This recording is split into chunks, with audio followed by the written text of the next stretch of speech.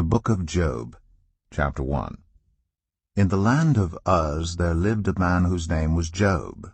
This man was blameless and upright. He feared God and shunned evil. He had 7 sons and 3 daughters, and he owned 7,000 sheep, 3,000 camels, 500 yoke of oxen, and 500 donkeys, and had a large number of servants. He was the greatest man among all the people of the East. His sons used to hold feasts in their homes on their birthdays, and they would invite their 3 sisters to eat and drink with them. When a period of feasting had run its course, Job would make arrangements for them to be purified. Early in the morning he would sacrifice a burnt offering for each of them, thinking, "Perhaps my children have sinned and cursed God in their hearts." This was Job's regular custom. One day the angels came to present themselves before the Lord, and Satan also came with them. The Lord said to Satan, "Where have you come from?" Satan answered the Lord, "From roaming throughout the earth, going back and forth on it." Then the Lord said to Satan, "Have you considered my servant Job? There is no one on earth like him. He is blameless and upright, a man who fears God and shuns evil." "Does Job fear God for nothing?" Satan replied. "Have you not put a hedge around him and his household and everything he has? You have blessed the work of his hands, so that his flocks and herds are spread throughout the land. But now stretch out your hand and strike everything he has, and he will surely curse you to your face." The Lord said to Satan, "Very well then, everything he has is in your power, but on the man himself do not lay a finger." Then Satan went out from the presence of the Lord. One day, when Job's sons and daughters were feasting and drinking wine at the oldest brother's house, a messenger came to Job and said, "The oxen were plowing, and the donkeys were grazing nearby, and the Sabaeans attacked and made off with them. They put the servants to the sword, and I am the only one who has escaped to tell you." While he was still speaking, another messenger came and said, "The fire of God fell from the heavens and burned up the sheep and the servants, and I am the only one who has escaped to tell you." While he was still speaking, another messenger came and said, "The Chaldeans formed 3 raiding parties and swept down on your camels and made off with them. They put the servants to the sword, and I am the only one who has escaped to tell you."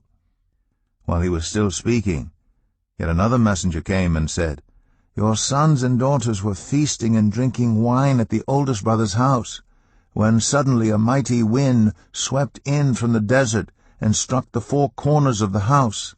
It collapsed on them, and they are dead, and I am the only one who has escaped to tell you." At this, Job got up and tore his robe and shaved his head. Then he fell to the ground in worship and said, "Naked I came from my mother's womb, and naked I will depart. The Lord gave, and the Lord has taken away. May the name of the Lord be praised." In all this, Job did not sin by charging God with wrongdoing. Job 2. On another day the angels came to present themselves before the Lord, and Satan also came with them to present himself before him. And the Lord said to Satan, "Where have you come from?" Satan answered the Lord, "From roaming throughout the earth, going back and forth on it." Then the Lord said to Satan, "Have you considered my servant Job? There is no one on earth like him. He is blameless and upright, a man who fears God and shuns evil. And he still maintains his integrity, though you incited me against him to ruin him without any reason." "Skin for skin," Satan replied. "A man will give all he has for his own life. But now stretch out your hand and strike his flesh and bones, and he will surely curse you to your face." The Lord said to Satan, "Very well then, he is in your hands, but you must spare his life." So Satan went out from the presence of the Lord, and afflicted Job with painful sores from the soles of his feet to the crown of his head. Then Job took a piece of broken pottery, and scraped himself with it as he sat among the ashes. His wife said to him, "Are you still maintaining your integrity? Curse God and die." He replied, "You are talking like a foolish woman. Shall we accept good from God and not trouble?" In all this, Job did not sin in what he said. When Job's 3 friends, Eliphaz the Temanite, Bildad the Shuhite, and Zophar the Naamathite, heard about all the troubles that had come upon him, they set out from their homes, and met together by agreement to go and sympathize with him and comfort him. When they saw him from a distance, they could hardly recognize him. They began to weep aloud, and they tore their robes and sprinkled dust on their heads. Then they sat on the ground with him for 7 days and 7 nights. No one said a word to him, because they saw how great his suffering was. Job 3. After this, Job opened his mouth and cursed the day of his birth. He said, "May the day of my birth perish, and the night that said, a boy is conceived. That day, may it turn to darkness. May God above not care about it. May no light shine on it. May gloom and utter darkness claim it once more. May a cloud settle over it. May blackness overwhelm it. That night, may thick darkness seize it. May it not be included among the days of the year, nor be entered in any of the months. May that night be barren. May no shout of joy be heard in it. May those who curse days curse that day, those who are ready to rouse Leviathan. May its morning stars become dark. May it wait for daylight in vain, and not see the rays of dawn. For it did not shut the doors of the womb on me to hide trouble from my eyes. Why did I not perish at birth and die as I came from the womb? Why were there knees to receive me and breasts that I might be nursed? For now I would be lying down in peace. I would be asleep and at rest with kings and rulers of the earth, who built for themselves places now lying in ruins, with princes who had gold, who filled their houses with silver. Or why was I not hidden away in the ground, like a stillborn child, like an infant who never saw the light of day? There the wicked cease from turmoil, and there the weary are at rest. Captives also enjoy their ease. They no longer hear the slave-drivers shout. The small and the great are there, and the slaves are freed from their owners. Why is light given to those in misery, and life to the bitter of soul, to those who long for death that does not come, who search for it more than for hidden treasure, who are filled with gladness and rejoice when they reach the grave? Why is life given to a man whose way is hidden, whom God has hedged in? For sighing has become my daily food. My groans pour out like water. What I feared has come upon me. What I dreaded has happened to me. I have no peace, no quietness. I have no rest, but only turmoil. Job 4. Then Eliphaz the Temanite replied, "If someone ventures a word with you, will you be impatient? But who can keep from speaking? Think how you have instructed many, how you have strengthened feeble hands. Your words have supported those who stumbled. You have strengthened faltering knees. But now trouble comes to you, and you are discouraged. It strikes you, and you are dismayed. Should not your piety be your confidence, and your blameless ways your hope? Consider now, who, being innocent, has ever perished? Where were the upright ever destroyed? As I have observed, those who plow evil and those who sow trouble reap it. At the breath of God they perish. At the blast of his anger they are no more. The lions may roar and growl, yet the teeth of the great lions are broken. The lion perishes for lack of prey, and the cubs of the lioness are scattered. A word was secretly brought to me. My ears caught a whisper of it. Amid disquieting dreams in the night, when deep sleep falls on people, fear and trembling seized me and made all my bones shake. A spirit glided past my face, and the hair on my body stood on end. It stopped, but I could not tell what it was. A form stood before my eyes, and I heard a hushed voice. Can a mortal, be more righteous than God? Can even a strong man be more pure than his Maker? If God places no trust in his servants, if he charges his angels with error, how much more those who live in houses of clay, whose foundations are in the dust, who are crushed more readily than a moth? Between dawn and dusk they are broken to pieces, unnoticed. They perish forever. Are not the cords of their tent pulled up, so that they die without wisdom? Job 5. Call if you will, but who will answer you? To which of the holy ones will you turn? Resentment kills a fool, and envy slays the simple. I myself have seen a fool taking root, but suddenly his house was cursed. His children are far from safety, crushed in court without a defender. The hungry consume his harvest, taking it even from among thorns, and the thirsty pant after his wealth. For hardship does not spring from the soil, nor does trouble sprout from the ground. Yet man is born to trouble as surely as sparks fly upward. But if I were you, I would appeal to God. I would lay my cause before him. He performs wonders that cannot be fathomed, miracles that cannot be counted. He provides rain for the earth. He sends water on the countryside. The lowly he sets on high, and those who mourn are lifted to safety. He thwarts the plans of the crafty, so that their hands achieve no success. He catches the wise in their craftiness, and the schemes of the wily are swept away. Darkness comes upon them in the daytime. At noon they grope as in the night. He saves the needy from the sword in their mouth. He saves them from the clutches of the powerful. So the poor have hope, and injustice shuts its mouth. Blessed is the one whom God corrects. So do not despise the discipline of the Almighty. For he wounds, but he also binds up. He injures, but his hands also heal. From 6 calamities he will rescue you. In 7 no harm will touch you. In famine he will deliver you from death, and in battle from the stroke of the sword. You will be protected from the lash of the tongue, and need not fear when destruction comes. You will laugh at destruction and famine, and need not fear the wild animals. For you will have a covenant with the stones of the field, and the wild animals will be at peace with you.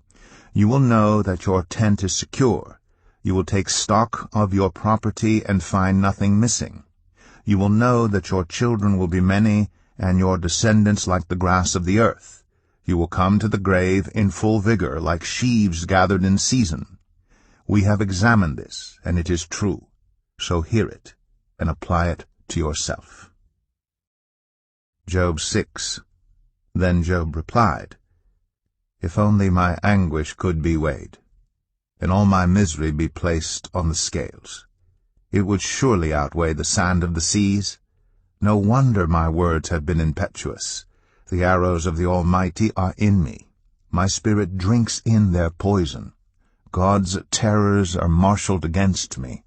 Does a wild donkey bray when it has grass, or an ox bellow when it has fodder? Is tasteless food eaten without salt, or is there flavor in the sap of the mallow? I refuse to touch it. Such food makes me ill. Oh, that I might have my request, that God would grant what I hope for, that God would be willing to crush me, to let loose his hand and cut off my life. Then I would still have this consolation, my joy in unrelenting pain, that I had not denied the words of the Holy One. What strength do I have that I should still hope? What prospects that I should be patient? Do I have the strength of stone? Is my flesh bronze? Do I have any power to help myself now that success has been driven from me? Anyone who withholds kindness from a friend forsakes the fear of the Almighty. But my brothers are as undependable as intermittent streams, as the streams that overflow, when darkened by thawing ice and swollen with melting snow, but that stop flowing in the dry season, and in the heat vanish from their channels. Caravans turn aside from their routes. They go off into the wasteland and perish. The caravans of Tema look for water. The traveling merchants of Sheba look in hope. They are distressed because they had been confident. They arrive there only to be disappointed. Now you too have proved to be of no help. You see something dreadful and are afraid. Have I ever said, 'Give something on my behalf, pay a ransom for me from your wealth, deliver me from the hand of the enemy, rescue me from the clutches of the ruthless'? Teach me, and I will be quiet. Show me where I have been wrong. How painful are honest words! But what do your arguments prove? Do you mean to correct what I say and treat my desperate words as wind? You would even cast lots for the fatherless, and barter away your friend. But now be so kind as to look at me. Would I lie to your face? Relent. Do not be unjust. Reconsider, for my integrity is at stake. Is there any wickedness on my lips? Can my mouth not discern malice? Job 7. Do not mortals have hard service on earth? Are not their days like those of hired laborers? Like a slave longing for the evening shadows, or a hired laborer waiting to be paid. So I have been allotted months of futility, and nights of misery have been assigned to me. When I lie down, I think, how long before I get up? The night drags on, and I toss and turn until dawn. My body is clothed with worms and scabs. My skin is broken and festering. My days are swifter than a weaver's shuttle, and they come to an end without hope. Remember, O God, that my life is but a breath. My eyes will never see happiness again. The eye that now sees me will see me no longer. You will look for me, but I will be no more. As a cloud vanishes and is gone, so one who goes down to the grave does not return. He will never come to his house again. His place will know him no more. Therefore I will not keep silent. I will speak out in the anguish of my spirit. I will complain in the bitterness of my soul. Am I the sea or the monster of the deep that you put me under guard? When I think my bed will comfort me and my couch will ease my complaint, even then you frighten me with dreams and terrify me with visions, so that I prefer strangling and death rather than this body of mine. I despise my life. I would not live forever. Let me alone. My days have no meaning. What is mankind, that you make so much of them, that you give them so much attention, that you examine them every morning and test them every moment? Will you never look away from me, or let me alone even for an instant? If I have sinned, what have I done to you, you who sees everything we do? Why have you made me your target? Have I become a burden to you? Why do you not pardon my offenses and forgive my sins? For I will soon lie down in the dust. You will search for me, but I will be no more. Job 8. Then Bildad the Shuhite replied, How long will you say such things? Your words are a blustering wind. Does God pervert justice? Does the Almighty pervert what is right? When your children sinned against him, he gave them over to the penalty of their sin. But if you will seek God earnestly and plead with the Almighty, if you are pure and upright, even now he will rouse himself on your behalf and restore you to your prosperous state. Your beginnings will seem humble, so prosperous will your future be. Ask the former generation, and find out what their ancestors learned. For we were born only yesterday and know nothing, and our days on earth are but a shadow. Will they not instruct you and tell you? Will they not bring forth words from their understanding? Can papyrus grow tall where there is no marsh? Can reeds thrive without water? While still growing and uncut, they wither more quickly than grass. Such is the destiny of all who forget God. So perishes the hope of the godless. What they trust in is fragile. What they rely on is a spider's web. They lean on the web, but it gives way. They cling to it, but it does not hold. They are like a well-watered plant in the sunshine, spreading its shoots over the garden. It entwines its roots around a pile of rocks, and looks for a place among the stones.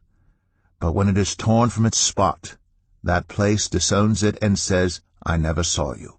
Surely its life withers away, and from the soil other plants grow. Surely God does not reject one who is blameless, or strengthen the hands of evildoers. He will yet fill your mouth with laughter, and your lips with shouts of joy.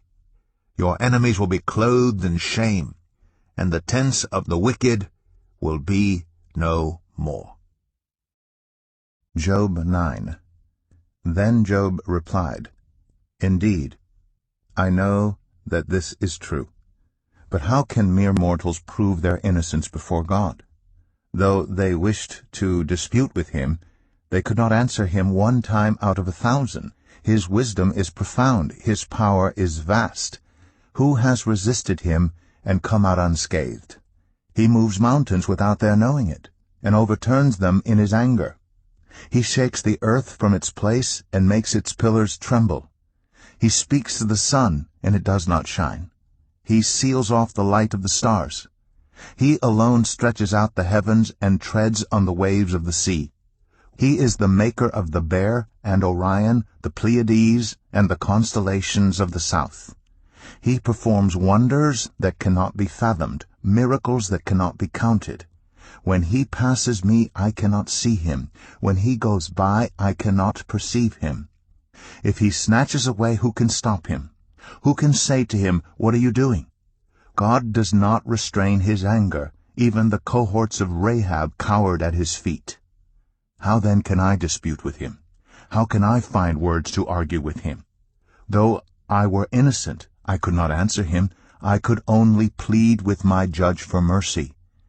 Even if I summoned him and he responded, I do not believe he would give me a hearing. He would crush me with a storm and multiply my wounds for no reason. He would not let me catch my breath, but would overwhelm me with misery. If it is a matter of strength, he is mighty. And if it is a matter of justice, who can challenge him? Even if I were innocent, my mouth would condemn me. If I were blameless, it would pronounce me guilty. Although I am blameless, I have no concern for myself. I despise my own life. It is all the same. That is why I say he destroys both the blameless and the wicked. When a scourge brings sudden death, he mocks the despair of the innocent. When a land falls into the hands of the wicked, he blindfolds its judges. If it is not he, then who is it? My days are swifter than a runner. They fly away without a glimpse of joy. They skim past like boats of papyrus, like eagles swooping down on their prey. If I say, I will forget my complaint, I will change my expression and smile, I still dread all my sufferings, for I know you will not hold me innocent. Since I am already found guilty, why should I struggle in vain? Even if I washed myself with soap and my hands with cleansing powder, you would plunge me into a slime pit, so that even my clothes would detest me. He is not a mere mortal like me, that I might answer him, that we might confront each other in court. If only there was someone to mediate between us, someone to bring us together, someone to remove God's rod from me, so that his terror would frighten me no more. Then I would speak up without fear of him, but as it now stands with me, I cannot. Job 10. I loathe my very life. Therefore I will give free rein to my complaint and speak out in the bitterness of my soul. I say to God, do not declare me guilty, but tell me what charges you have against me. Does it please you to oppress me, to spurn the work of your hands, while you smile on the plans of the wicked? Do you have eyes of flesh? Do you see as a mortal sees? Are your days like those of a mortal, or your years like those of a strong man? That you must search out my faults and probe after my sin, though you know that I am not guilty and that no one can rescue me from your hand? Your hands shaped me and made me. Will you now turn and destroy me? Remember that you molded me like clay. Will you now turn me to dust again? Did you not pour me out like milk and curdle me like cheese, clothe me with skin and flesh and knit me together with bones and sinews? You gave me life and showed me kindness, and in your providence watched over my spirit. But this is what you concealed in your heart, and I know that this was in your mind. If I sinned, you would be watching me, and would not let my offense go unpunished. If I am guilty, woe to me. Even if I am innocent, I cannot lift my head, for I am full of shame and drowned in my affliction. If I hold my head high, you stalk me like a lion, and again display your awesome power against me. You bring new witnesses against me, and increase your anger toward me. Your forces come against me wave upon wave. Why then did you bring me out of the womb? I wish I had died before any eye saw me. If only I had never come into being, or had been carried straight from the womb to the grave. Are not my few days almost over? Turn away from me so I can have a moment's joy before I go to the place of no return, to the land of gloom and utter darkness, to the land of deepest night, of utter darkness and disorder, where even the light is like darkness. Job 11. Then Zophar the Naamathite replied, Are all these words to go unanswered? Is this talker to be vindicated? Will your idle talk reduce others to silence? Will no one rebuke you when you mock? You say to God, My beliefs are flawless, and I am pure in your sight. Oh, how I wish that God would speak, that he would open his lips against you and disclose to you the secrets of wisdom, for true wisdom has two sides. Know this, God has even forgotten some of your sin. Can you fathom the mysteries of God? Can you probe the limits of the Almighty? They are higher than the heavens above. What can you do? They are deeper than the depths below. What can you know? Their measure is longer than the earth and wider than the sea. If he comes along and confines you in prison and convenes a court, who can oppose him? Surely he recognizes deceivers, and when he sees evil, does he not take note? But the witless can no more become wise than a wild donkey's colt can be born human. Yet if you devote your heart to him and stretch out your hands to him, if you put away the sin that is in your hand and allow no evil to dwell in your tent, then, free of fault, you will lift up your face. You will stand firm and without fear. You will surely forget your trouble, recalling it only as waters gone by. Life will be brighter than noonday, and darkness will become like morning. You will be secure because there is hope. You will look about you and take your rest in safety. You will lie down with no one to make you afraid, and many will court your favor. But the eyes of the wicked will fail, and escape will elude them. Their hope will become a dying gasp. Job 12. Then Job replied, Doubtless, you are the only people who matter, and wisdom will die with you. But I have a mind as well as you. I am not inferior to you. Who does not know all these things? I have become a laughingstock to my friends. Though I called on God and he answered, a mere laughingstock, though righteous and blameless. Those who are at ease have contempt for misfortune, as the fate of those whose feet are slipping. The tents of marauders are undisturbed, and those who provoke God are secure. Those God has in his hand.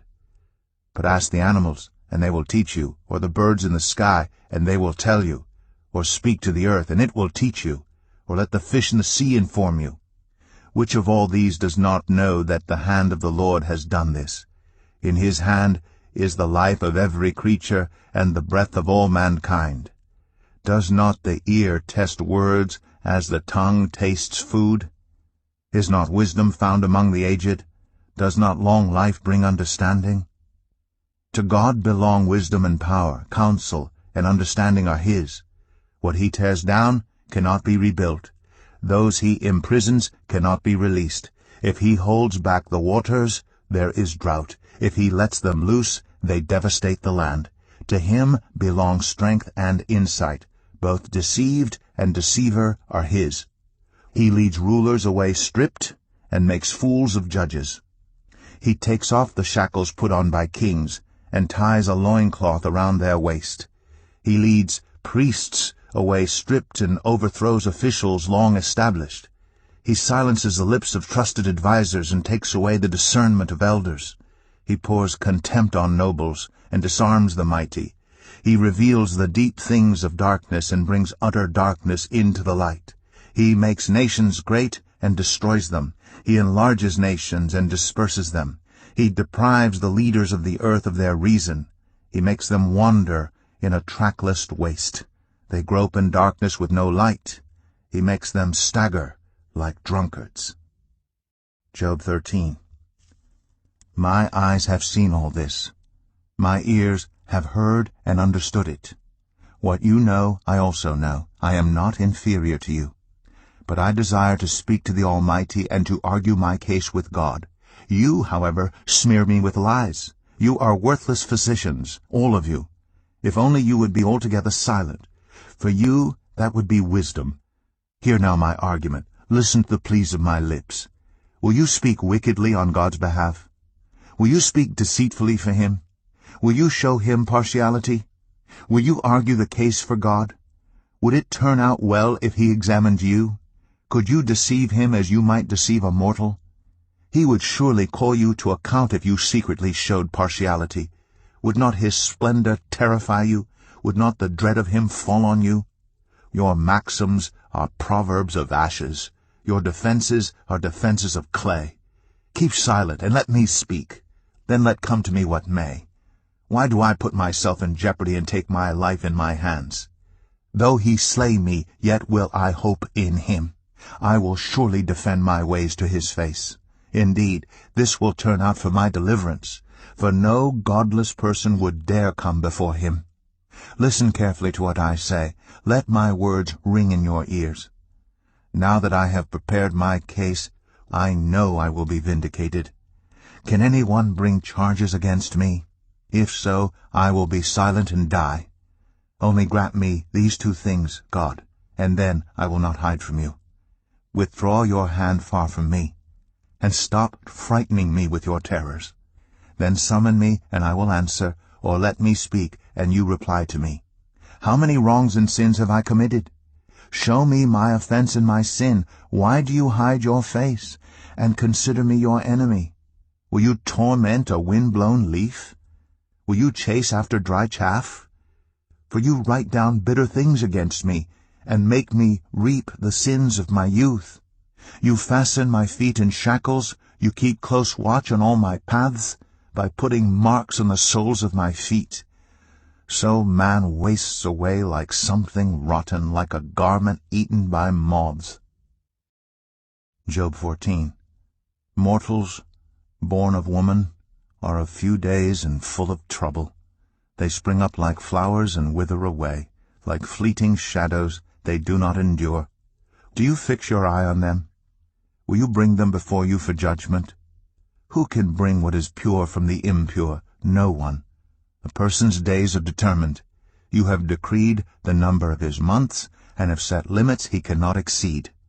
So look away from him, and let him alone, till he has put in his time like a hired laborer. At least there is hope for a tree. If it is cut down, it will sprout again, and its new shoots will not fail. Its roots may grow old in the ground, and its stump die in the soil. Yet at the scent of water it will bud, and put forth shoots like a plant. But a man dies, and is laid low. He breathes his last and is no more. As the water of a lake dries up, or a riverbed becomes parched and dry, so he lies down and does not rise. Till the heavens are no more, people will not awake or be roused from their sleep. If only you would hide me in the grave, and conceal me till your anger has passed. If only you would set me a time, and then remember me. If someone dies, will they live again? All the days of my hard service I will wait for my renewal to come. You will call, and I will answer you. You will long for the creature your hands have made. Surely then you will count my steps, but not keep track of my sin. My offenses will be sealed up in a bag. You will cover over my sin. But as a mountain erodes and crumbles, and as a rock is moved from its place, as water wears away stones, and torrents wash away the soil, so you destroy a person's hope. You overpower them once for all, and they are gone. You change their countenance, and send them away. If their children are honored, they do not know it. If their offspring are brought low, they do not see it. They feel but the pain of their own bodies, and mourn only for themselves. Job 15. Then Eliphaz the Temanite replied, Would a wise person answer with empty notions, or fill their belly with the hot east wind? Would they argue with useless words, with speeches that have no value? But you even undermine piety and hinder devotion to God. Your sin prompts your mouth. You adopt the tongue of the crafty. Your own mouth condemns you, not mine. Your own lips testify against you. Are you the first man ever born? Were you brought forth before the hills? Do you listen in on God's counsel? Do you have a monopoly on wisdom? What do you know that we do not know? What insights do you have that we do not have? The gray-haired and the aged are on our side, men even older than your father. Are God's consolations not enough for you, words spoken gently to you? Why has your heart carried you away, and why do your eyes flash, so that you vent your rage against God and pour out such words from your mouth? What are mortals that they could be pure, or those born of woman that they could be righteous? If God places no trust in his holy ones, if even the heavens are not pure in his eyes, how much less mortals, who are vile and corrupt, who drink up evil like water? Listen to me, and I will explain to you. Let me tell you what I have seen, what the wise have declared, hiding nothing received from their ancestors, to whom alone the land was given, when no foreigners moved among them. All his days the wicked man suffers torment, the ruthless man through all the years stored up for him. Terrifying sounds fill his ears. When all seems well, marauders attack him. He despairs of escaping the realm of darkness. He is marked for the sword. He wanders about for food like a vulture. He knows the day of darkness is at hand. Distress and anguish fill him with terror. Troubles overwhelm him like a king poised to attack, because he shakes his fist at God and vaunts himself against the Almighty, defiantly charging against him with a thick, strong shield. Though his face is covered with fat, and his waist bulges with flesh, he will inhabit ruined towns, and houses where no one lives, houses crumbling to rubble. He will no longer be rich, and his wealth will not endure, nor will his possessions spread over the land. He will not escape the darkness. A flame will wither his shoots, and the breath of God's mouth will carry him away. Let him not deceive himself by trusting what is worthless, for he will get nothing in return. Before his time he will wither, and his branches will not flourish. He will be like a vine stripped of its unripe grapes, like an olive tree shedding its blossoms. For the company of the godless will be barren, and fire will consume the tents of those who love bribes. They conceive trouble and give birth to evil. Their womb fashions deceit. Job 16. Then Job replied, I have heard many things like these. You are miserable comforters, all of you. Will your long-winded speeches never end? What ails you that you keep on arguing? I also could speak like you, if you were in my place. I could make fine speeches against you and shake my head at you. But my mouth would encourage you. Comfort from my lips would bring you relief. Yet if I speak, my pain is not relieved, and if I refrain, it does not go away. Surely, God, you have worn me out. You have devastated my entire household. You have shriveled me up, and it has become a witness. My gauntness rises up and testifies against me. God assails me and tears me in his anger, and gnashes his teeth at me. My opponent fastens on me his piercing eyes. People open their mouths to jeer at me. They strike my cheek in scorn and unite together against me. God has turned me over to the ungodly and thrown me into the clutches of the wicked. All was well with me, but he shattered me. He seized me by the neck and crushed me. He has made me his target. His archers surround me. Without pity he pierces my kidneys and spills my gall on the ground. Again and again he bursts upon me. He rushes at me like a warrior. I have sewed sackcloth over my skin, and buried my brow in the dust. My face is red with weeping, dark shadows ring my eyes, yet my hands have been free of violence, and my prayer is pure. Earth, do not cover my blood. May my cry never be laid to rest. Even now my witness is in heaven, my advocate is on high. My intercessor is my friend, as my eyes pour out tears to God. On behalf of a man, he pleads with God, as one pleads for a friend. Only a few years will pass before I take the path of no return. Job 17. My spirit is broken. My days are cut short. The grave awaits me. Surely mockers surround me. My eyes must dwell on their hostility. Give me, O God, the pledge you demand. Who else will put up security for me? You have closed their minds to understanding. Therefore you will not let them triumph. If anyone denounces their friends for reward, the eyes of their children will fail. God has made me a byword to everyone, a man in whose face people spit. My eyes have grown dim with grief. My whole frame is but a shadow. The upright are appalled at this. The innocent are aroused against the ungodly. Nevertheless, the righteous will hold to their ways, and those with clean hands will grow stronger. But come on, all of you, try again. I will not find a wise man among you. My days have passed, my plans are shattered, yet the desires of my heart turn night into day. In the face of the darkness, light is near.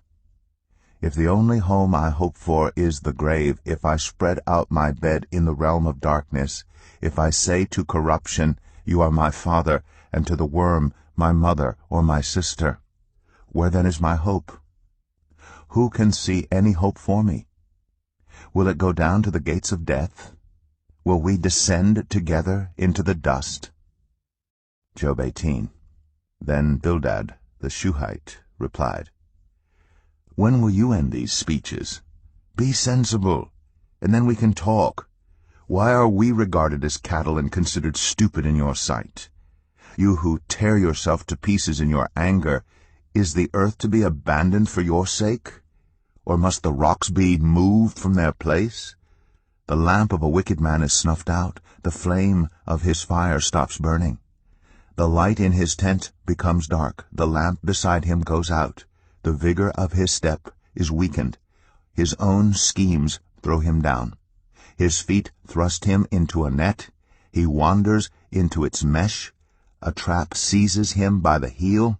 A snare holds him fast. A noose is hidden for him on the ground. A trap lies in his path. Terrors startle him on every side and dog his every step. Calamity is hungry for him. Disaster is ready for him when he falls. It eats away parts of his skin. Death's firstborn devours his limbs. He is torn from the security of his tent and marched off to the king of terrors. Fire resides in his tent. Burning sulfur is scattered over his dwelling. His roots dry up below, and his branches wither above. The memory of him perishes from the earth. He has no name in the land. He is driven from light into the realm of darkness and is banished from the world. He has no offspring or descendants among his people, no survivor where once he lived. People of the west are appalled at his fate. Those of the east are seized with horror. Surely such is the dwelling of an evil man. Such is the place of one who does not know God. Job 19. Then Job replied, How long will you torment me and crush me with words? 10 times now you have reproached me. Shamelessly you attack me. If it is true that I have gone astray, my error remains my concern alone.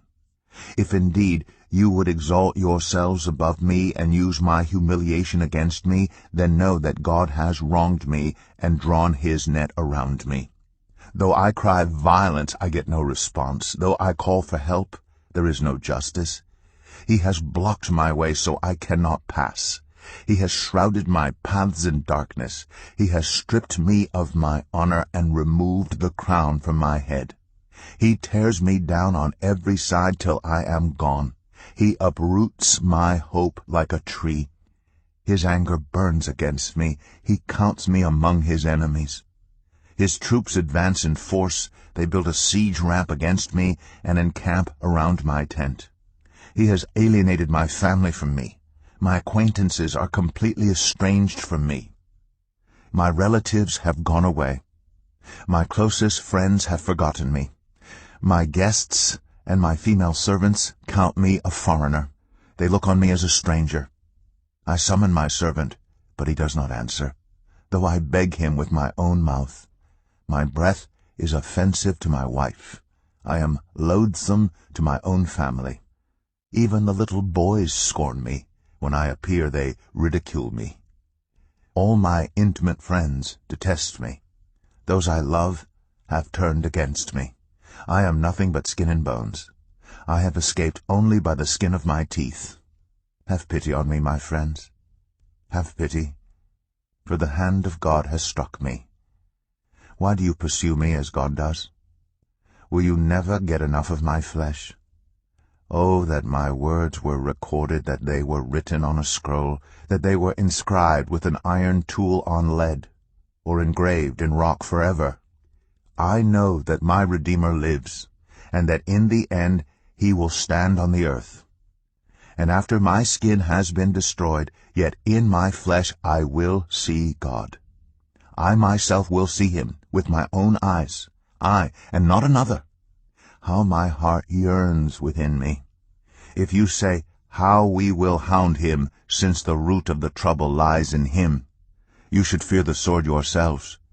For wrath will bring punishment by the sword, and then you will know that there is judgment. Job 20. Then Zophar the Naamathite replied, My troubled thoughts prompt me to answer because I am greatly disturbed. I hear a rebuke that dishonors me, and my understanding inspires me to reply.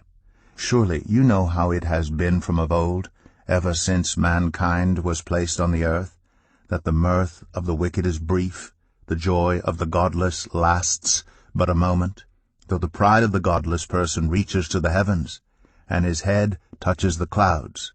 He will perish forever like his own dung. Those who have seen him will say, Where is he? Like a dream he flies away, no more to be found, banished like a vision of the night. The eye that saw him will not see him again. His place will look on him no more. His children must make amends to the poor. His own hands must give back his wealth. The youthful vigor that fills his bones will lie with him in the dust. Though evil is sweet in his mouth, and he hides it under his tongue, though he cannot bear to let it go, and lets it linger in his mouth, yet his food will turn sour in his stomach. It will become the venom of serpents within him. He will spit out the riches he swallowed. God will make his stomach vomit them up. He will suck the poison of serpents. The fangs of an adder will kill him.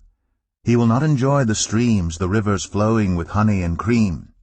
What he toiled for he must give back uneaten. He will not enjoy the profit from his trading, for he has oppressed the poor and left them destitute. He has seized houses he did not build. Surely he will have no respite from his craving. He cannot save himself by his treasure. Nothing is left for him to devour. His prosperity will not endure. In the midst of his plenty, distress will overtake him. The full force of misery will come upon him. When he has filled his belly, God will vent his burning anger against him, and rain down his blows on him. Though he flees from an iron weapon, a bronze-tipped arrow pierces him. He pulls it out of his back, the gleaming point out of his liver. Terrors will come over him. Total darkness lies in wait for his treasures. A fire unfanned will consume him and devour what is left in his tent. The heavens will expose his guilt, the earth will rise up against him. A flood will carry off his house, rushing waters on the day of God's wrath. Such is the fate God allots the wicked, the heritage appointed for them by God. Job 21. Then Job replied, "Listen carefully to my words. Let this be the consolation you give me. Bear with me while I speak, and after I have spoken, mock on. Is my complaint directed to a human being? Why should I not be impatient? Look at me and be appalled. Clap your hand over your mouth. When I think about this, I am terrified. Trembling seizes my body. Why do the wicked live on, growing old and increasing in power? They see their children established around them, their offspring before their eyes. Their homes are safe and free from fear. The rod of God is not on them. Their bulls never fail to breed. Their cows calve and do not miscarry. They send forth their children as a flock. Their little ones dance about.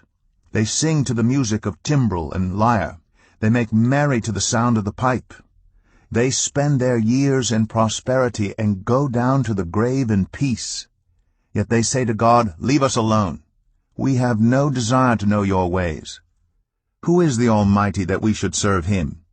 What would we gain by praying to him? But their prosperity is not in their own hands.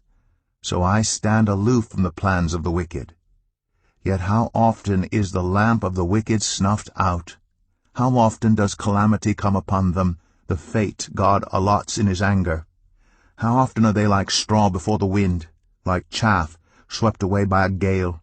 It is said, God stores up the punishment of the wicked for their children. Let him repay the wicked so that they themselves will experience it. Let their own eyes see their destruction. Let them drink the cup of the wrath of the Almighty.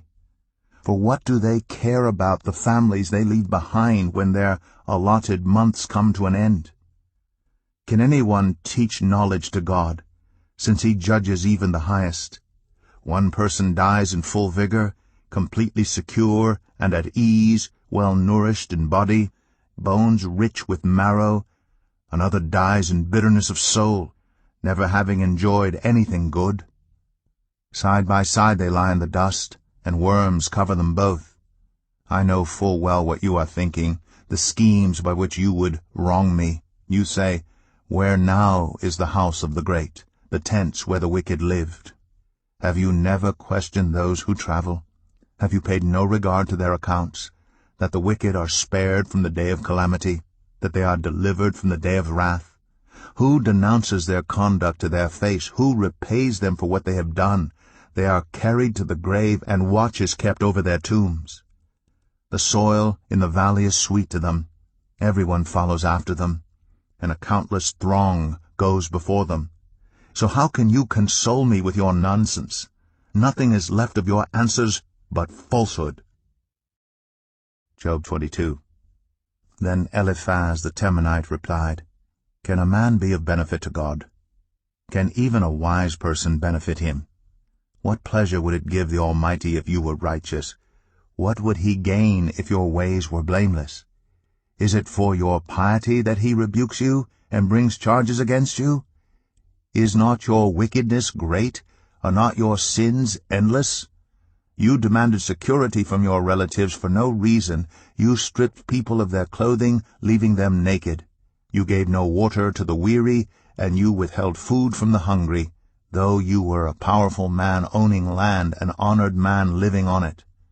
And you sent widows away empty-handed, and broke the strength of the fatherless. That is why snares are all around you, why sudden peril terrifies you, why it is so dark you cannot see, and why a flood of water covers you. Is not God in the heights of heaven? And see how lofty are the highest stars. Yet you say, 'What does God know? Does he judge through such darkness? Thick clouds veil him, so he does not see us, as he goes about in the vaulted heavens.' Will you keep to the old path that the wicked have trod? They were carried off before their time, their foundations washed away by a flood. They said to God, 'Leave us alone. What can the Almighty do to us? Yet it was He who filled their houses with good things. So I stand aloof from the plans of the wicked. The righteous see their ruin and rejoice. The innocent mock them, saying, Surely our foes are destroyed, and fire devours their wealth. Submit to God and be at peace with Him. In this way prosperity will come to you. Accept instruction from His mouth, and lay up His words in your heart. If you return to the Almighty, you will be restored. If you remove wickedness far from your tent and assign your nuggets to the dust, your gold of Ophir to the rocks in the ravines, then the Almighty will be your gold, the choicest silver for you. Surely then you will find delight in the Almighty, and will lift up your face to God. You will pray to Him, and He will hear you, and you will fulfill your vows. What you decide on will be done, and light will shine on your ways. When people are brought low, and you say, Lift them up, then He will save the downcast. He will deliver even one who is not innocent, who will be delivered through the cleanness of your hands. Job 23. Then Job replied, Even today my complaint is bitter. His hand is heavy in spite of my groaning. If only I knew where to find Him, if only I could go to His dwelling, I would state my case before Him and fill my mouth with arguments. I would find out what He would answer me, and consider what He would say to me. Would He vigorously oppose me? No, He would not press charges against me. There the upright can establish their innocence before Him, and there I would be delivered forever from my judge. But if I go to the east, He is not there. If I go to the west, I do not find Him. When He is at work in the north, I do not see Him. When He turns to the south, I catch no glimpse of Him. But He knows the way that I take. When He has tested me, I will come forth as gold. My feet have closely followed His steps. I have kept to His way without turning aside. I have not departed from the commands of His lips. I have treasured the words of His mouth more than my daily bread. But He stands alone, and who can oppose Him? He does whatever He pleases. He carries out His decree against me, and many such plans He still has in store. That is why I am terrified before Him. When I think of all this, I fear Him. God has made my heart faint. The Almighty has terrified me. Yet I am not silenced by the darkness, by the thick darkness that covers my face. Job 24. Why does the Almighty not set times for judgment? Why must those who know Him look in vain for such days? There are those who move boundary stones. They pasture flocks they have stolen. They drive away the orphan's donkey and take the widow's ox in pledge. They thrust the needy from the path and force all the poor of the land into hiding. Like wild donkeys in the desert, the poor go about their labor of foraging food. The wasteland provides food for their children. They gather fodder in the fields and glean in the vineyards of the wicked. Lacking clothes, they spend the night naked. They have nothing to cover themselves in the cold. They are drenched by mountain rains and hug the rocks for lack of shelter. The fatherless child is snatched from the breast. The infant of the poor is seized for a debt. Lacking clothes, they go about naked. They carry the sheaves, but still go hungry. They crush olives among the terraces. They tread the winepresses, yet suffer thirst. The groans of the dying rise from the city, and the souls of the wounded cry out for help. But God charges no one with wrongdoing. There are those who rebel against the light, who do not know its ways, or stay in its paths. When daylight is gone, the murderer rises up, kills the poor and needy, and in the night steals forth like a thief. The eye of the adulterer watches for dusk. He thinks, No eye will see me, and he keeps his face concealed. In the dark, thieves break into houses, but by day they shut themselves in. They want nothing to do with the light. For all of them midnight is their morning. They make friends with the terrors of darkness. Yet they are foam on the surface of the water. Their portion of the land is cursed, so that no one goes to the vineyards. As heat and drought snatch away the melted snow, so the grave snatches away those who have sinned. The womb forgets them, the worm feasts on them. The wicked are no longer remembered, but are broken like a tree. They prey on the barren and childless woman, and to the widow they show no kindness. But God drags away the mighty by his power. Though they become established, they have no assurance of life. He may let them rest in a feeling of security, but his eyes are on their ways. For a little while they are exalted, and then they are gone. They are brought low and gathered up like all others. They are cut off like heads of grain. If this is not so, who can prove me false and reduce my words to nothing? Job 25. Then Bildad the Shuhite replied, Dominion and awe belong to God. He establishes order in the heights of heaven. Can his forces be numbered? On whom does his light not rise? How then can a mortal be righteous before God? How can one born of woman be pure? If even the moon is not bright, and the stars are not pure in his eyes, how much less a mortal, who is but a maggot, a human being, who is only a worm? Job 26. Then Job replied, How you have helped the powerless! How you have saved the arm that is feeble! What advice you have offered to one without wisdom! And what great insight you have displayed! Who has helped you utter these words, and whose spirit spoke from your mouth? The dead are in deep anguish, those beneath the waters and all that live in them. The realm of the dead is naked before God. Destruction lies uncovered. He spreads out the northern skies over empty space. He suspends the earth over nothing. He wraps up the waters in his clouds, yet the clouds do not burst under their weight. He covers the face of the full moon, spreading his clouds over it.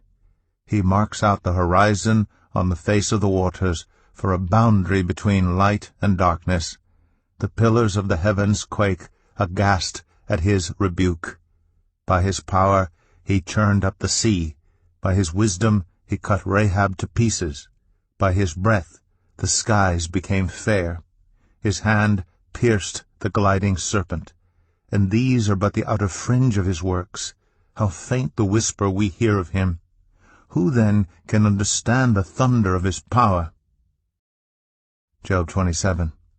And Job continued his discourse. As surely as God lives, who has denied me justice? The Almighty, who has made my life bitter. As long as I have life within me, the breath of God in my nostrils, my lips will not say anything wicked, and my tongue will not utter lies. I will never admit you are in the right till I die. I will not deny my integrity. I will maintain my innocence and never let go of it. My conscience will not reproach me as long as I live. May my enemy be like the wicked, my adversary like the unjust. For what hope have the godless when they are cut off, when God takes away their life? Does God listen to their cry when distress comes upon them?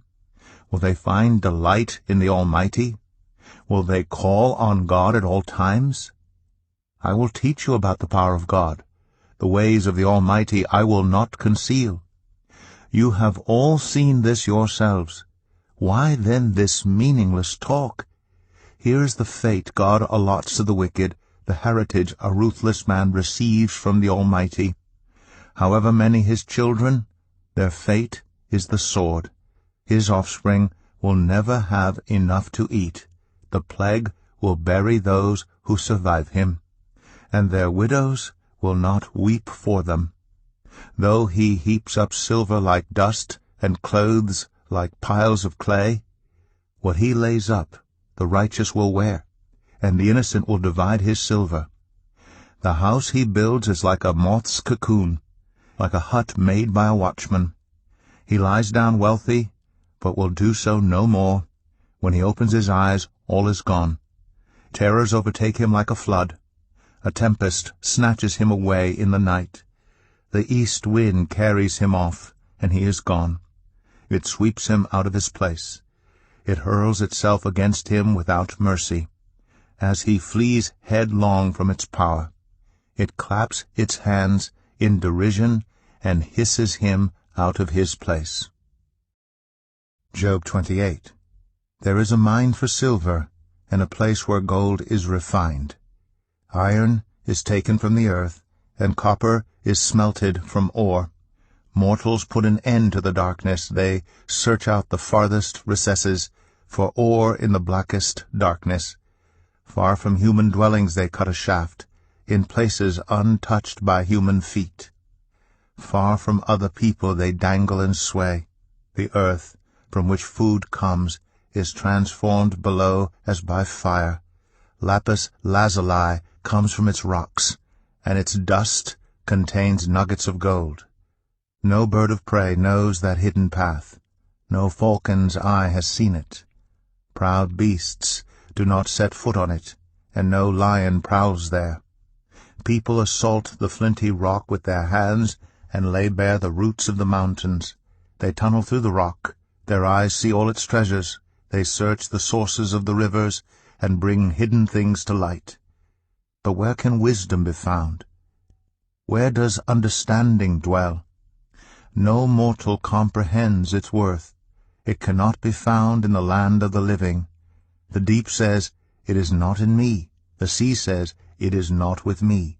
It cannot be bought with the finest gold, nor can its price be weighed out in silver. It cannot be bought with the gold of Ophir, with precious onyx or lapis lazuli. Neither gold nor crystal can compare with it, nor can it be had for jewels of gold. Coral and jasper are not worthy of mention. The price of wisdom is beyond rupees. The topaz of Cush cannot compare with it. It cannot be bought with pure gold. Where then does wisdom come from? Where does understanding dwell? It is hidden from the eyes of every living thing, concealed even from the birds in the sky. Destruction and death say, "Only a rumor of it has reached our ears." God understands the way to it, and he alone knows where it dwells. For he views the ends of the earth, and sees everything under the heavens. When he established the force of the wind, and measured out the waters, when he made a decree for the rain and a path for the thunderstorm, then he looked at wisdom and appraised it, he confirmed it and tested it, and he said to the human race, "The fear of the Lord, that is wisdom, and to shun evil is understanding." Job 29. Job continued his discourse.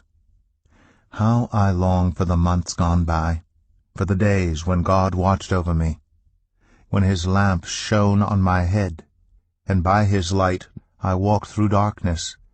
Oh, for the days when I was in my prime, when God's intimate friendship blessed my house, when the Almighty was still with me, and my children were around me, when my path was drenched with cream, and the rock poured out for me streams of olive oil.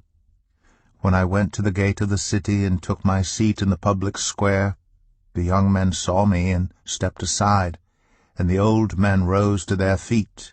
The chief men refrained from speaking and covered their mouths with their hands. The voices of the nobles were hushed, and their tongues stuck to the roof of their mouths. Whoever heard me spoke well of me, and those who saw me commended me, because I rescued the poor who cried for help, and the fatherless who had none to assist them. The one who was dying blessed me. I made the widow's heart sing. I put on righteousness as my clothing, justice was my robe and my turban. I was eyes to the blind and feet to the lame. I was a father to the needy.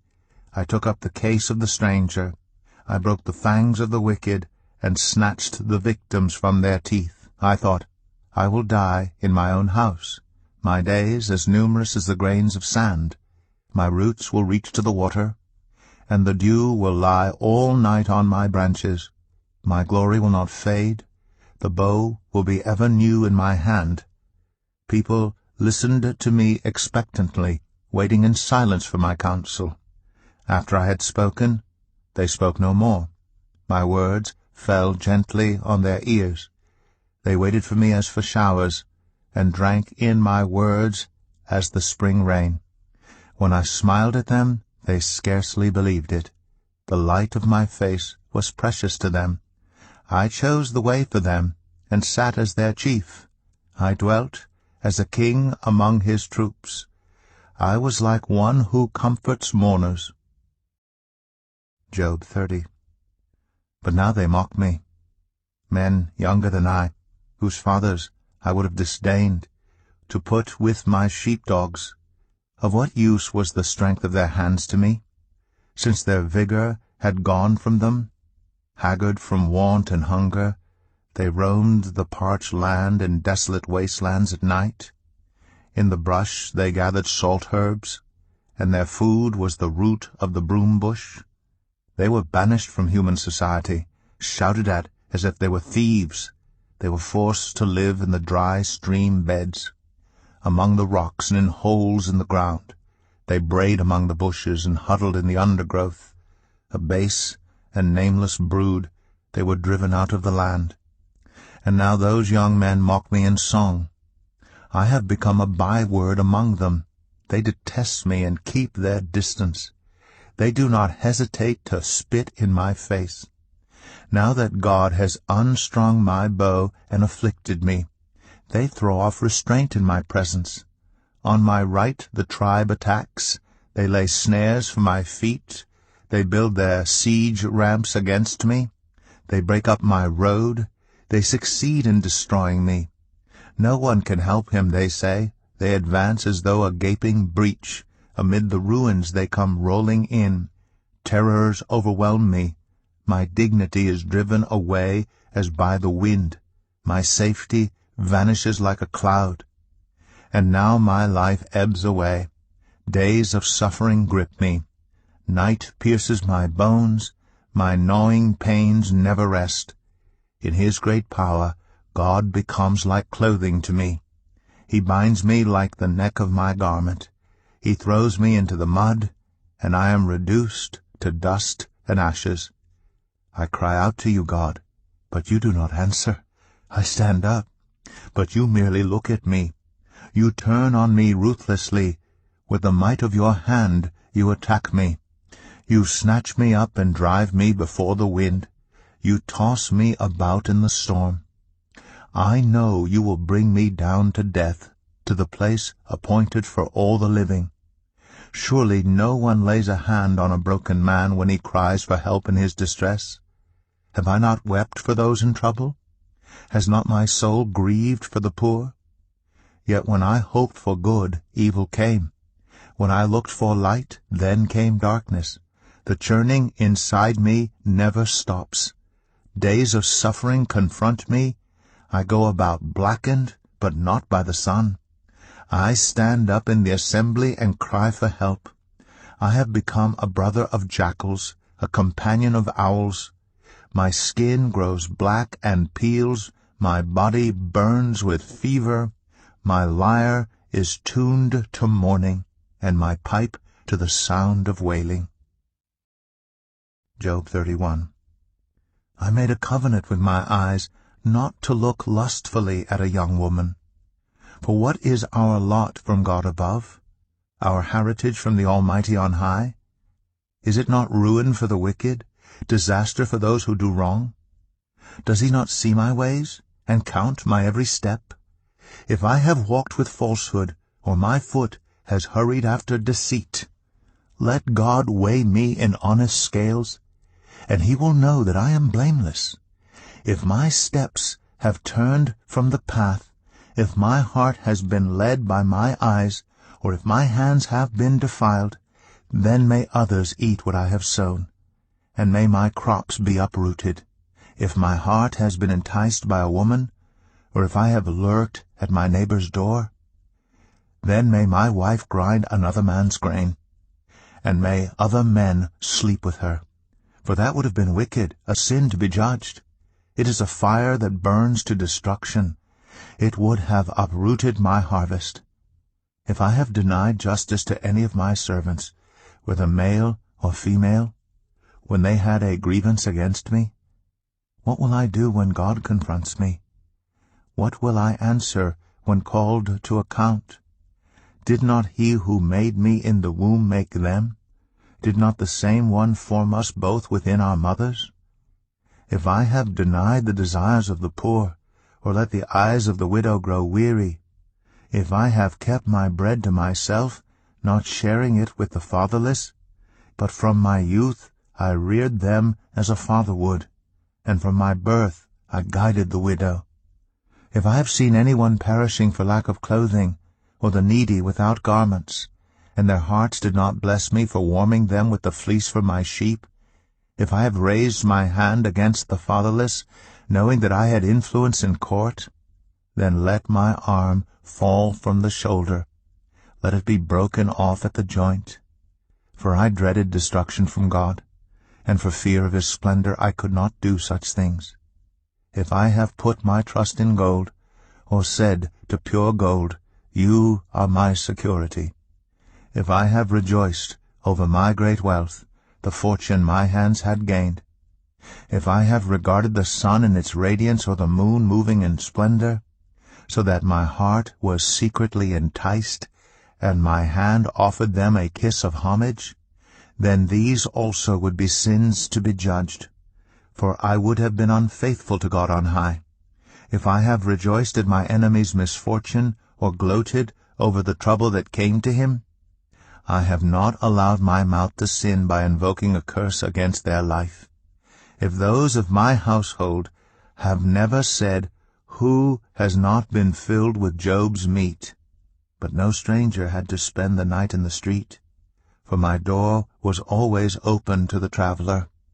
If I have concealed my sin as people do by hiding my guilt in my heart, because I so feared the crowd and so dreaded the contempt of the clans that I kept silent and would not go outside, oh, that I had someone to hear me!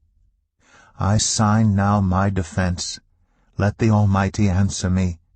Let my accuser put his indictment in writing. Surely I would wear it on my shoulder.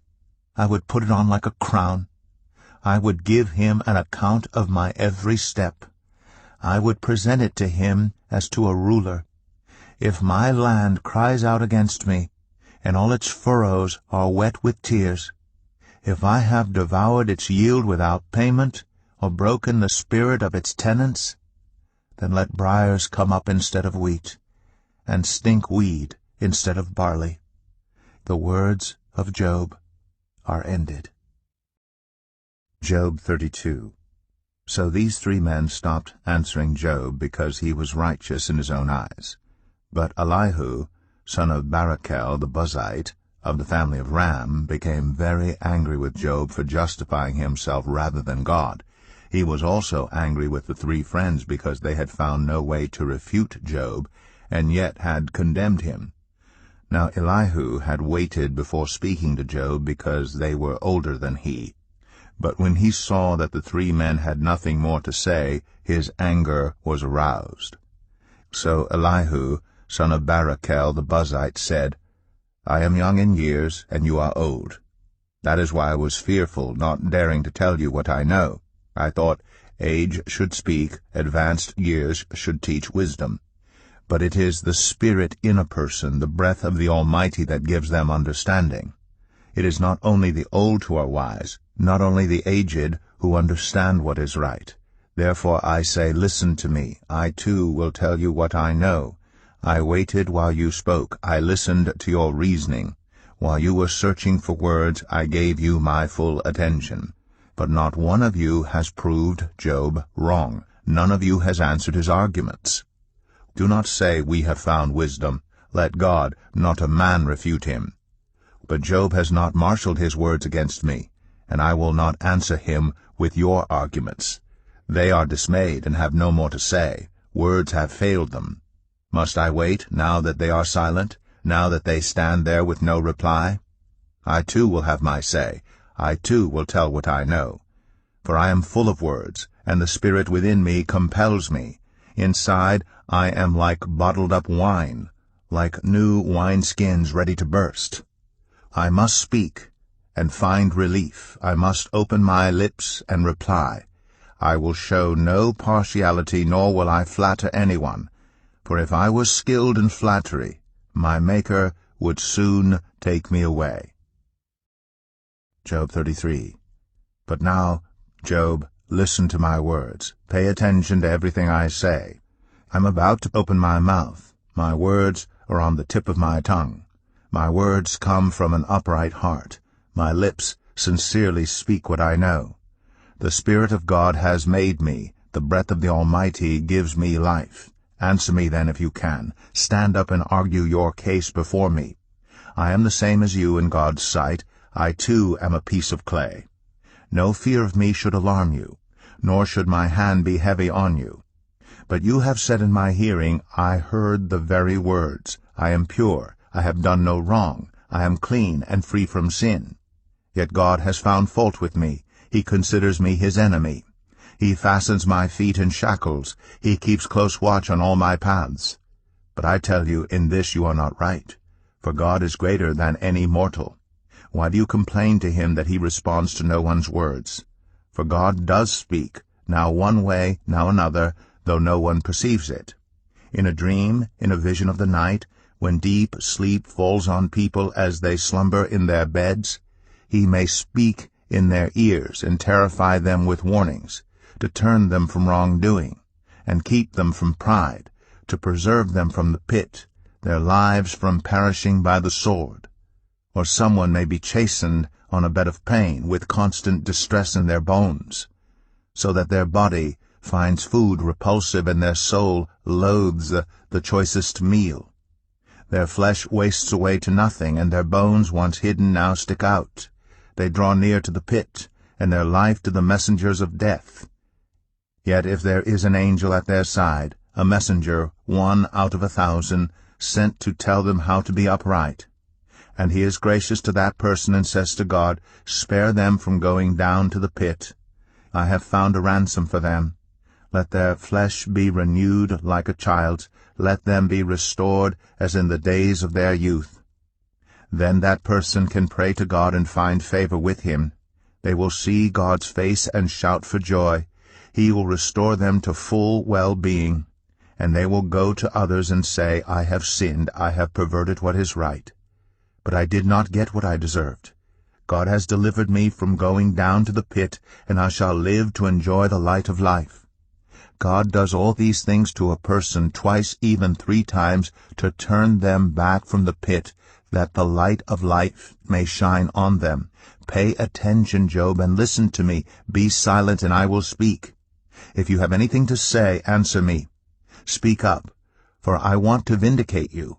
But if not, then listen to me. Be silent, and I will teach you wisdom. Job 34. Then Elihu said, Hear my words, you wise men. Listen to me, you men of learning. For the ear tests words, as the tongue tastes food. Let us discern for ourselves what is right. Let us learn together what is good. Job says, I am innocent, but God denies me justice. Although I am right, I am considered a liar. Although I am guiltless, his arrow inflicts an incurable wound. Is there anyone like Job, who drinks scorn like water? He keeps company with evildoers. He associates with the wicked. For he says, there is no profit in trying to please God. So listen to me, you men of understanding. Far be it from God to do evil, from the Almighty to do wrong. He repays everyone for what they have done. He brings on them what their conduct deserves. It is unthinkable that God would do wrong, that the Almighty would pervert justice. Who appointed him over the earth? Who put him in charge of the whole world? If it were his intention and he withdrew his spirit and breath, all humanity would perish together and mankind would return to the dust. If you have understanding, hear this. Listen to what I say. Can someone who hates justice govern? Will you condemn the just and mighty one? Is he not the one who says to kings, you are worthless, and to nobles, you are wicked? Who shows no partiality to princes, and does not favor the rich over the poor? For they are all the work of his hands. They die in an instant, in the middle of the night. The people are shaken, and they pass away. The mighty are removed without human hand. His eyes are on the ways of mortals. He sees their every step. There is no deep shadow, no utter darkness where evildoers can hide. God has no need to examine people further, that they should come before him for judgment. Without inquiry he shatters the mighty, and sets up others in their place. Because he takes note of their deeds, he overthrows them in the night, and they are crushed. He punishes them for their wickedness, where everyone can see them. Because they turned from following him and had no regard for any of his ways, they caused the cry of the poor to come before him, so that he heard the cry of the needy. But if he remains silent, who can condemn him? If he hides his face, who can see him? Yet he is over individual and nation alike, to keep the godless from ruling, from laying snares for the people. Suppose someone says to God, I am guilty, but will offend no more. Teach me what I cannot see. If I have done wrong, I will not do so again. Should God then reward you on your terms when you refuse to repent? You must decide, not I, so tell me what you know. Men of understanding declare, wise men who hear me say to me, Job speaks without knowledge, his words lack insight. Oh, that Job might be tested to the utmost for answering like a wicked man. To his sin he adds rebellion. Scornfully he claps his hands among us, and multiplies his words against God. Job 35. Then Elihu said, Do you think this is just? You say, I am in the right, not God. Yet you ask him, What profit is it to me, and what do I gain by not sinning? I would like to reply to you, and to your friends with you. Look up at the heavens, and see. Gaze at the clouds so high above you. If you sin, how does that affect him? If your sins are many, what does that do to him? If you are righteous, what do you give to him? Or what does he receive from your hand? Your wickedness only affects humans like yourself, and your righteousness only other people. People cry out under a load of oppression. They plead for relief from the arm of the powerful. But no one says, Where is God my Maker, who gives songs in the night, who teaches us more than he teaches the beasts of the earth, and makes us wiser than the birds in the sky? He does not answer when people cry out, because of the arrogance of the wicked. Indeed, God does not listen to their empty plea. The Almighty pays no attention to it.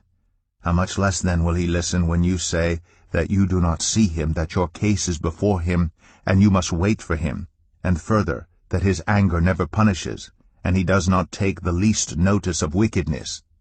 So Job opens his mouth with empty talk.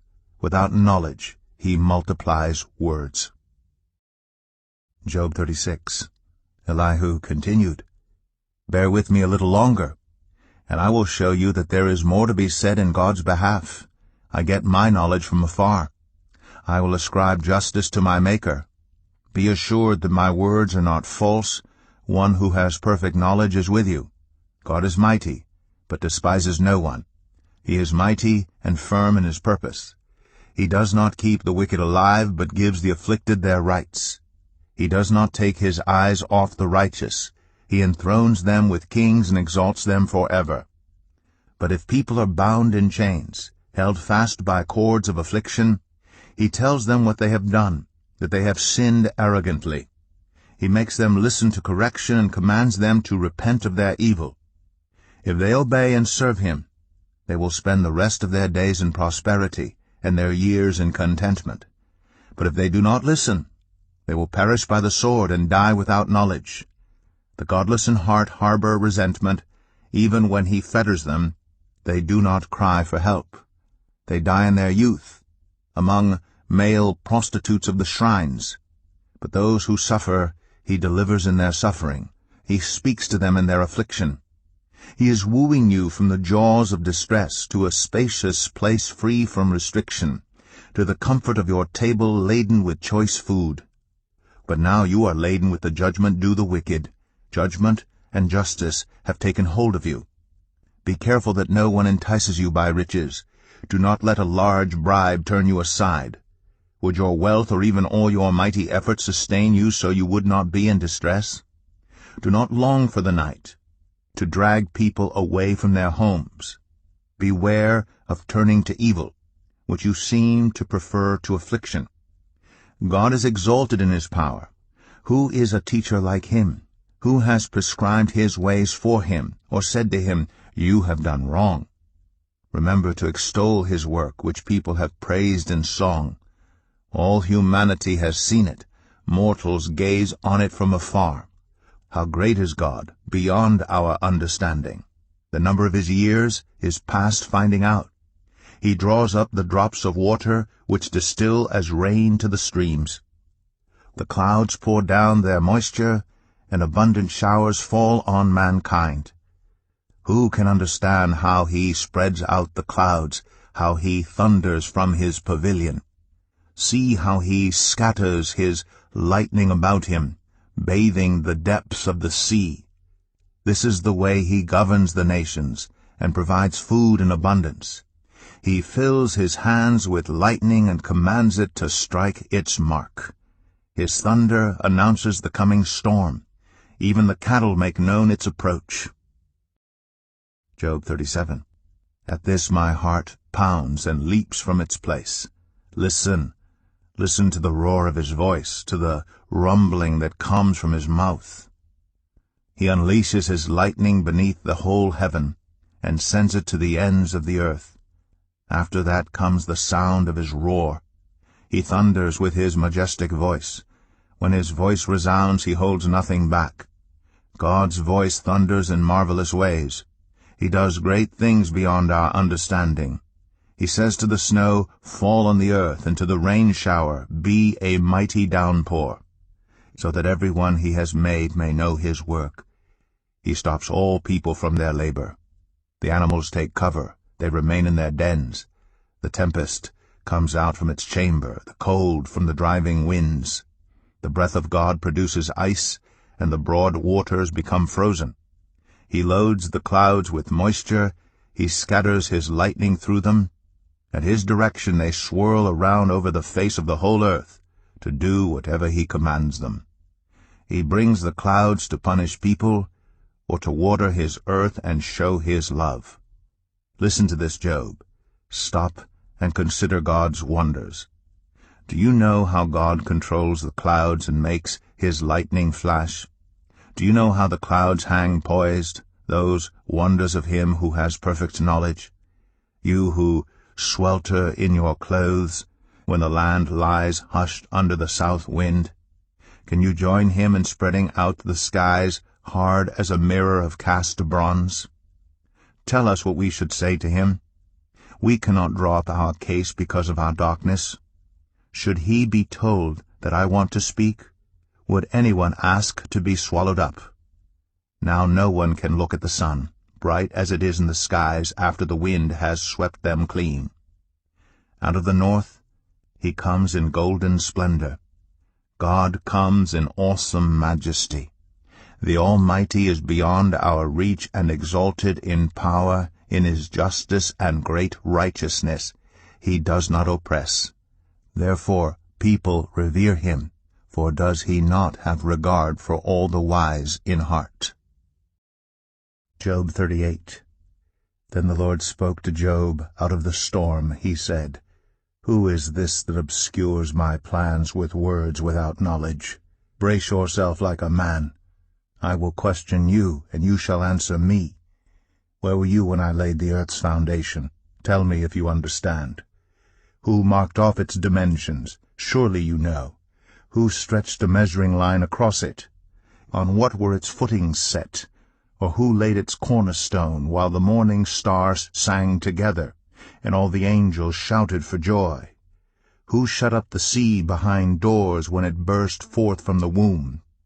When I made the clouds its garment and wrapped it in thick darkness, when I fixed limits for it and set its doors and bars in place, when I said, This far you may come and no farther, here is where your proud waves halt. Have you ever given orders to the morning, or shown the dawn its place, that it might take the earth by the edges and shake the wicked out of it? The earth takes shape like clay under a seal. Its features stand out like those of a garment.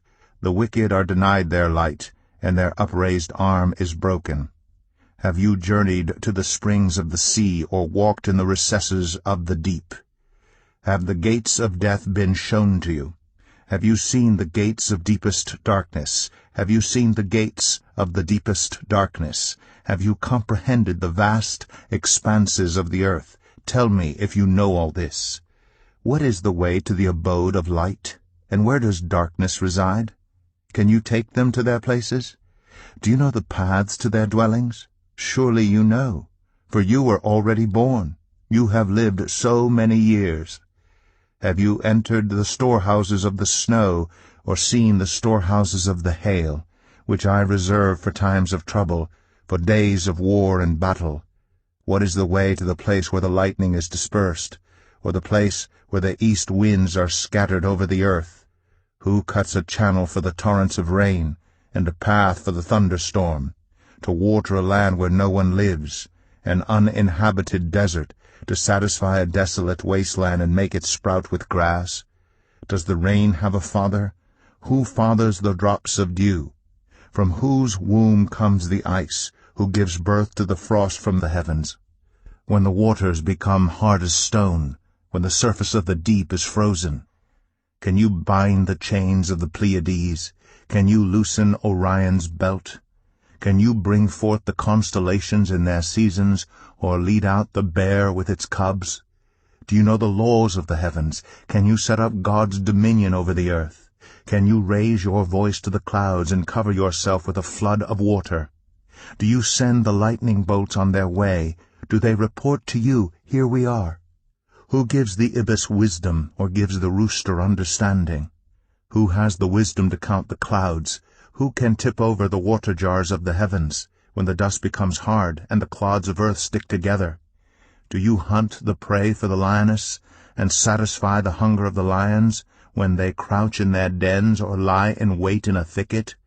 Who provides food for the raven when its young cry out to God and wander about for lack of food?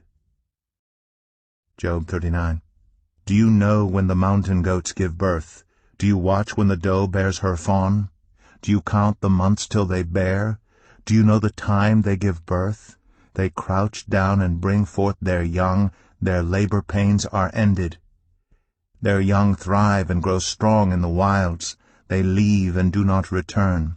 Who let the wild donkey go free? Who untied its ropes? I gave it the wasteland as its home, the salt flats as its habitat. It laughs at the commotion in the town. It does not hear a driver's shout. It ranges the hills for its pasture, and searches for any green thing. Will the wild ox consent to serve you? Will it stay by your manger at night? Can you hold it to the furrow with a harness? Will it till the valleys behind you? Will you rely on it for its great strength? Will you leave your heavy work to it? Can you trust it to haul in your grain and bring it to your threshing floor?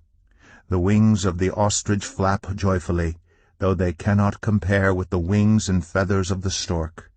She lays her eggs on the ground and lets them warm in the sand, unmindful that a foot may crush them, that some wild animal may trample them.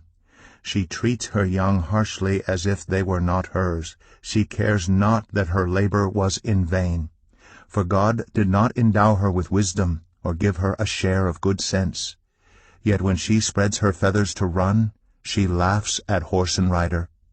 Do you give the horse its strength, or clothe its neck with a flowing mane? Do you make it leap like a locust, striking terror with its proud snorting? It paws fiercely, rejoicing in its strength, and charges into the fray. It laughs at fear, afraid of nothing. It does not shy away from the sword. The quiver rattles against its side, along with the flashing spear and lance. In frenzied excitement it eats up the ground. It cannot stand still when the trumpet sounds. At the blast of the trumpet it snorts, "Aha!" It catches the scent of battle from afar, the shout of commanders and the battle cry. Does the hawk take flight by your wisdom and spread its wings toward the south? Does the eagle soar at your command and build its nest on high? It dwells on a cliff and stays there at night. A rocky crag is its stronghold. From there it looks for food. Its eyes detect it from afar. Its young ones feast on blood, and where the slain are, there it is. Job 40. The Lord said to Job, Will the one who contends with the Almighty correct him? Let him who accuses God answer him. Then Job answered the Lord, I am unworthy. How can I reply to you? I put my hand over my mouth. I spoke once, but I have no answer, twice, but I will say no more. Then the Lord spoke to Job out of the storm. Brace yourself like a man. I will question you, and you shall answer me. Would you discredit my justice? Would you condemn me to justify yourself? Do you have an arm like God's, and can your voice thunder like his? Then adorn yourself with glory and splendor, and clothe yourself in honor and majesty. Unleash the fury of your wrath. Look at all who are proud, and bring them low. Look at all who are proud, and humble them. Crush the wicked where they stand. Bury them all in the dust together. Shroud their faces in the grave. Then I myself will admit to you that your own right hand can save you. Look at Behemoth, which I made along with you, and which feeds on grass like an ox. What strength it has in its loins, what power in the muscles of its belly. Its tail sways like a cedar, the sinews of its thighs are close-knit. Its bones are tubes of bronze, its limbs like rods of iron. It ranks first among the works of God, yet its Maker can approach it with his sword. The hills bring it their produce, and all the wild animals play nearby. Under the lotus plants it lies, hidden among the reeds in the marsh. The lotuses conceal it in their shadow, the poplars by the stream surround it. A raging river does not alarm it. It is secure, though the Jordan should surge against its mouth. Can anyone capture it by the eyes, or trap it, and pierce its nose? Job 41. Can you pull in Leviathan with a fishhook, or tie down its tongue with a rope? Can you put a cord through its nose, or pierce its jaw with a hook? Will it keep begging you for mercy? Will it speak to you with gentle words? Will it make an agreement with you, for you to take it as your slave for life? Can you make a pet of it like a bird, or put it on a leash for the young women in your house? Will traders barter for it?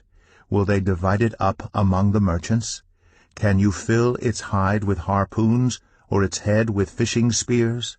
If you lay a hand on it, you will remember the struggle and never do it again. Any hope of subduing it is false. The mere sight of it is overpowering. No one is fierce enough to rouse it. Who then is able to stand against me? Who has a claim against me that I must pay? Everything under heaven belongs to me. I will not fail to speak of Leviathan's limbs, its strength and its graceful form. Who can strip off its outer coat? Who can penetrate its double coat of armor? Who dares open the doors of its mouth, ringed about with fearsome teeth? Its back has rows of shields tightly sealed together. Each is so close to the next that no air can pass between. They are joined fast to one another. They cling together and cannot be parted. Its snorting throws out flashes of light. Its eyes are like the rays of dawn. Flames stream from its mouth, sparks of fire shoot out, smoke pours from its nostrils as from a boiling pot over burning reeds. Its breath sets coals ablaze, and flames dart from its mouth. Strength resides in its neck, dismay goes before it. The folds of its flesh are tightly joined, they are firm and immovable. Its chest is hard as rock, hard as a lower millstone. When it rises up, the mighty are terrified. They retreat before its thrashing. The sword that reaches it has no effect, nor does the spear or the dart or the javelin. Iron it treats like straw, and bronze like rotten wood. Arrows do not make it flee, sling stones are like chaff to it. A club seems to it but a piece of straw, it laughs at the rattling of the lance. Its undersides are jagged potsherds, leaving a trail in the mud like a threshing sledge. It makes the depths churn like a boiling cauldron, and stirs up the sea like a pot of ointment. It leaves a glistening wake behind it. One would think the deep had white hair. Nothing on earth is its equal, a creature without fear. It looks down on all that are haughty. It is king over all that are proud. Job 42. Then Job replied to the Lord, I know that you can do all things. No purpose of yours can be thwarted. You asked, Who is this that obscures my plans without knowledge? Surely I spoke of things I did not understand, things too wonderful for me to know. You said, Listen now, and I will speak. I will question you, and you shall answer me. My ears have heard of you, but now my eyes have seen you. Therefore I despise myself, and repent in dust and ashes. After the Lord had said these things to Job, he said to Eliphaz the Temanite, I am angry with you and your 2 friends, because you have not spoken the truth about me, as my servant Job has. So now take 7 bulls and 7 rams, and go to my servant Job, and sacrifice a burnt offering for yourselves. My servant Job will pray for you, and I will accept his prayer, and not deal with you according to your folly. You have not spoken the truth about me, as my servant Job has. So Eliphaz the Temanite, Bildad the Shuhite, and Zophar the Naamathite did what the Lord told them, and the Lord accepted Job's prayer. After Job had prayed for his friends, the Lord restored his fortunes, and gave him twice as much as he had before. All his brothers and sisters and everyone who had known him before came and ate with him in his house.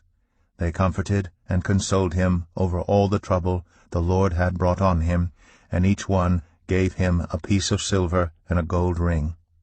The Lord blessed the latter part of Job's life more than the former part. He had 14,000 sheep, 6,000 camels, 1,000 yoke of oxen, and 1,000 donkeys. And he also had 7 sons and 3 daughters. The first daughter he named Jemimah, the second Keziah, and the third Karen-Happuch. Nowhere in all the land were there found women as beautiful as Job's daughters, and their father granted them an inheritance along with their brothers. After this Job lived 140 years. He saw his children and their children to the 4th generation, and so Job died, an old man and full of years.